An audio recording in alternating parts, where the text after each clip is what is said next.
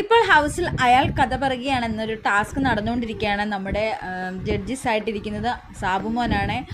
ലക്ഷ്മിയാണ് ഇപ്പോൾ കഥ പറയാൻ വന്നിരിക്കുന്നത്. ലക്ഷ്മി നമ്മുടെ ഷാനവാസ് നല്ല രീതിയിൽ കൊട്ടുന്നുണ്ട് കഥയിലൂടെ. അപ്പോൾ കണ്ടസ്റ്റൻ്റ് ആയിട്ടുള്ളവരെയാണ് കഥാപാത്രങ്ങളായി ചിത്രീകരിക്കേണ്ടത്. ലക്ഷ്മി ഒരു കോളേജിൽ നടക്കുന്ന കഥയാണ് പറയുന്നത്. BMSC എന്ന കോളേജിൽ ഉള്ള കഥയാണ് പറയുന്നത്. ആര്യനെയാണ് ആദ്യം പറയുന്നത്. ആര്യൻ നല്ല സ്റ്റൈലായിട്ട് നല്ല അടിപൊളിയായ ഒരു പയ്യൻ വരുന്നു. പക്ഷെ ആ കോളേജിൽ ആര്യനെ ഇങ്ങനെ ട്യൂണി ചെയ്യുന്ന ഒരു പെണ്ണായിട്ടാണ് നമ്മുടെ അനുമോളെ ചിത്രീകരിച്ചിരിക്കുന്നത്.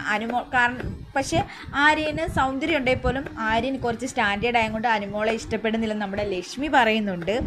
പിന്നെ അത് കഴിഞ്ഞ് പറഞ്ഞിട്ടുണ്ട് നൂറ നന്നായിട്ട് പഠിക്കുന്നതാണ്. ആര്യനോടൊരു ക്രഷ് ഉണ്ടായിരുന്നു. പിന്നെ നൂറ എക്സാമിന് തോറ്റുപോയപ്പോൾ ആത്മഹത്യക്ക് ശ്രമിച്ചു. അപ്പോഴത്തേക്കും നമ്മുടെ ഷാനവാസ് ആകെ തകർന്നുപോയി.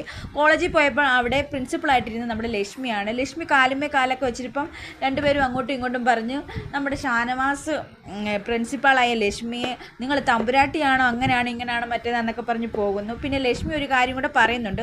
ഷാനവാസിൻ്റെ വൈഫ് എന്നുള്ള ക്യാരക്ടറിനെ മുഖം കാണിക്കത്തില്ല. പുള്ളിക്കാരി പാത്രം കഴുകുന്നത് എക്സോയും പാത്രവും മാത്രം കാണിക്കുന്നത്, അല്ലാതെ മുഖമൊന്നും കാണിക്കത്തില്ലെന്ന്. അതും ഷാനവാസിനൊരു കൊട്ട്. ഷാനവാസിന് ദേഷ്യം വന്നിരിക്കുകയാണ്. മുഖത്ത് കാണാൻ ഒരു സന്തോഷമൊന്നുമില്ല, നല്ല ദേഷ്യത്തിലായിരുന്നു.